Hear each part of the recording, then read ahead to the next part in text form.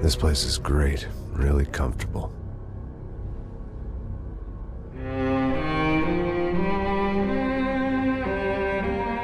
I'm just gonna get settled in. Time to move on. Get on with my life. Yes, absolutely.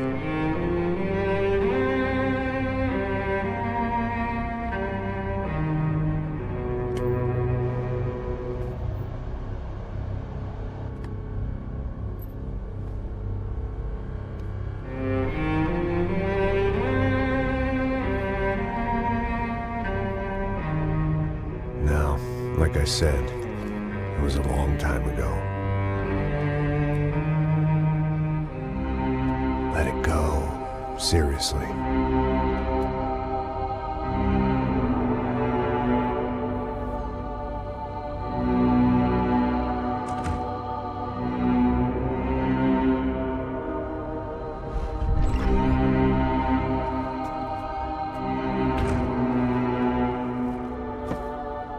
Definitely more my style than Panama, or Hoboken, I guess.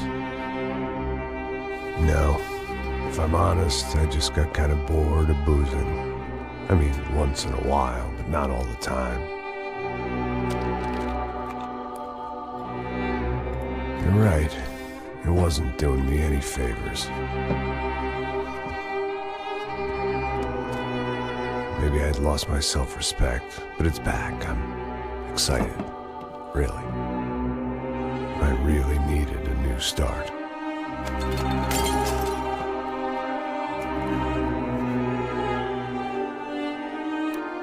I think you're right. I think I am gonna like it here. It's certainly ain't New Jersey.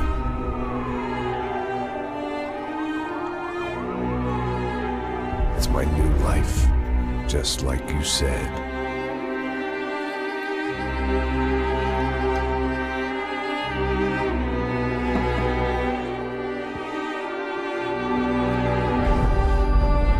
Listen, if you think I can still do a job, what have I got to lose? Apart from the weight. Very funny. Ha ha. Yes, that is a fake laugh, you jerk.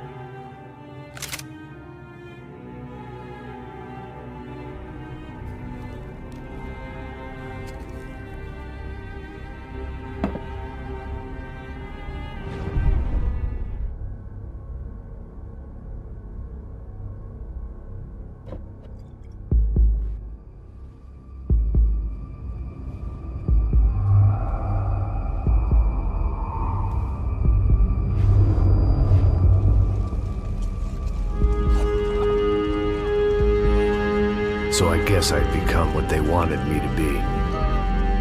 A killer. Some rent-a-clown with a gun who puts holes in other bad guys. Well, that's what they had paid for, so in the end, that's what they got. Say what you want about Americans, but we understand capitalism.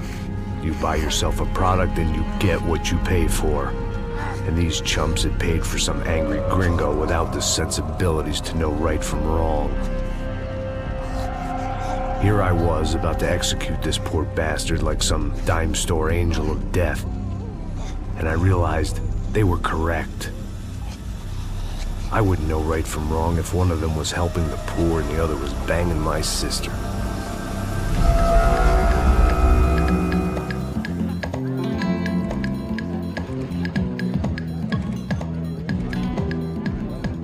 I'd arrived in São Paulo a few weeks before.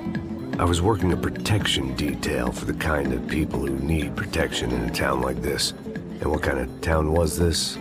One where I didn't speak the language and they didn't water down their drinks. So for now, we seemed to get along just fine. Of course, that was about to change. Hey, brother. Hey. How's the cocktail? It's scotch. I never mix my drinks. Well, at least not on duty. Something like that. Man, that favela is big. Yep. Nothing like the view of extreme poverty to make a penthouse cocktail party really swing. I guess they call it trickle-down economics. That's funny. It's supposed to be a charity thing. Drink and give money. I don't know, something for the kids. Hey, listen, man. We better look lively. This place is a nightmare. They just got cowboys running security downstairs. And something rotten in the air. That didn't mean much. There was always something rotten in the air. The family we were protecting were local celebrities, rich parasites with delusions of humanity. The kind of people who end up in glossy magazines or body bags, depending on how their luck runs. So where are they all? I see Rodrigo over there talking to that guy. Yeah, I don't know him. That guy next to him. He's some kind of cop. I think, I'm not sure. Serious, though. Big end cop, anti-gang sort of thing. I can't remember his name. So who's this guy?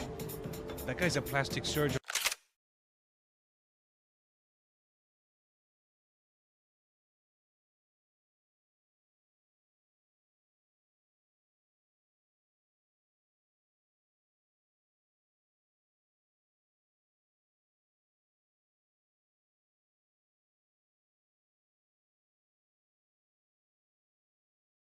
Or some kind of surgeon, tummy tucks and cock implants.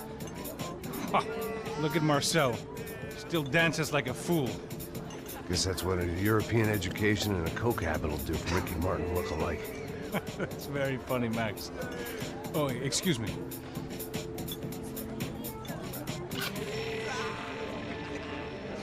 I was mostly working for Rodrigo Branco, a local businessman. Built things, did some charity, had things named after him, won awards, owned things, people. One of the trophies he had won was his wife, Fabiana. She was hot and wanted to be dangerous. Some good genes trying to fight their way out of a cesspit. She'd married well and was now at leisure to regret her good fortune. They got along as well as any rich workaholic and his younger airhead wife tend to get along. They mostly ignored each other. She spent a lot of time with his cokehead younger brother, Marcello. He was a good-time guy if your idea of a good time was an expensive suit, a bottle of champagne, and nothing between the ears. The middle brother, Victor, had just walked in. He was a local politician. The guy was smoother than an oil slick on an iceberg and about as toxic. The rest of the crowd, I didn't know, but I could imagine the types. People who know if they drink enough, they won't have to feel guilty about their good fortune. Suddenly, things turned real ugly. Felt like our hangovers arrived right on cue.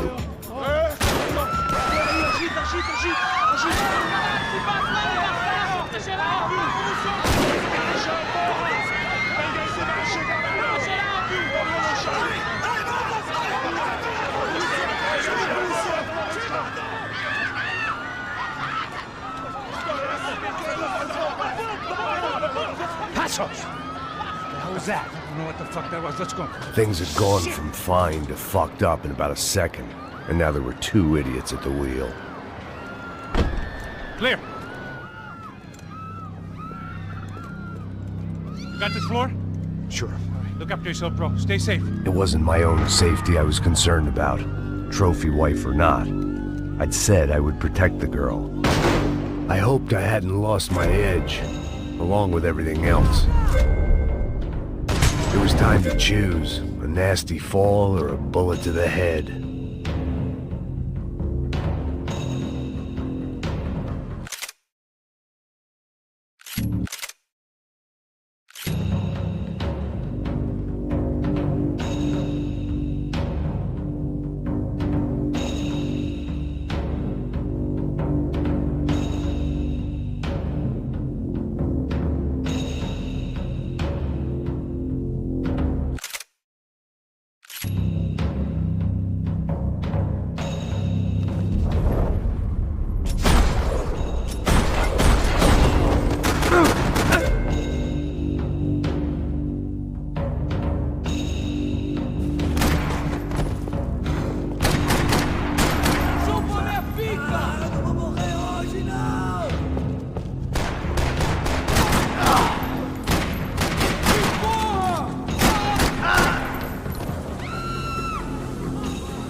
That was the boss lady. Only this time she wasn't calling for more vodka in her Cosmo.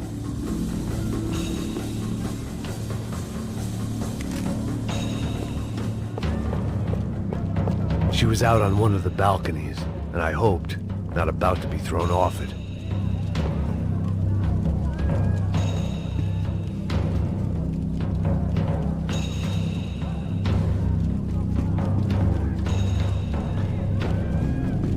Money gets you anything on prescription, and here, there's plenty of that. Sooner or later, I'd have to go out there and see what was happening.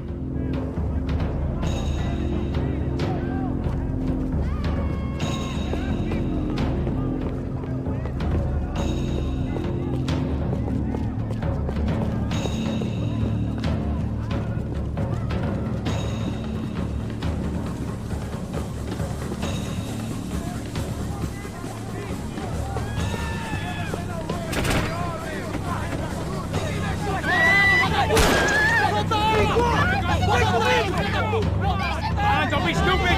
Don't be stupid! Let her go! Let her go! Come on! It might have been stupidity or drunkenness, or maybe both. But before I knew it, I was back taking insane risks, trying to save fallen women.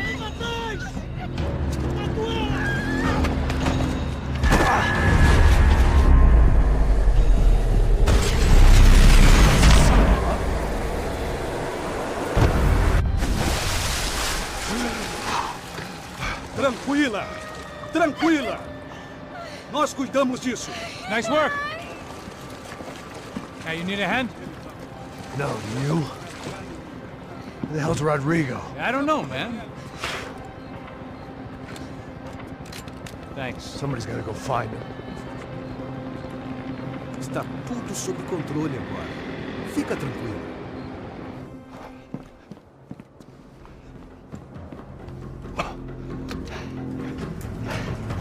I imagined the elevator doors opening to a firing squad of muzzles. As far as I could see it, the one thing my plan had going was that no one else